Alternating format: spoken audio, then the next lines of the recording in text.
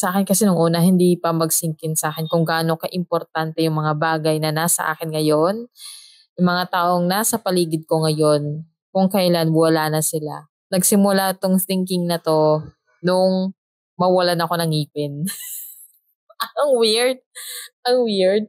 Like, doon ko lang na-realize yung importansya ng mga nasa akin ngayon kung kailan nababawasan na yung ngipin ko. Naalala ko noon, I'm not sure kung anong parte ng ngipin ko yung nag-sink in sa akin na, oh my gosh, kailangan ko na talagang alagaan itong mga ngipin ko kasi wala na tong kapalit.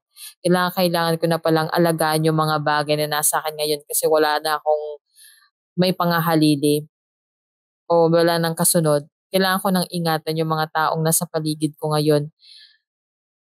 Ibigay yung deserve na pagmamahal sa kanila kasi hindi sila mapapalitan ng kung sino man. Kapag hindi nyo iniingatan, hindi nyo binibigyan ng halaga, o tayo-tayo siyang nagkakaroon ng break, o tayo-tayo siyang nagkakaroon ng sira.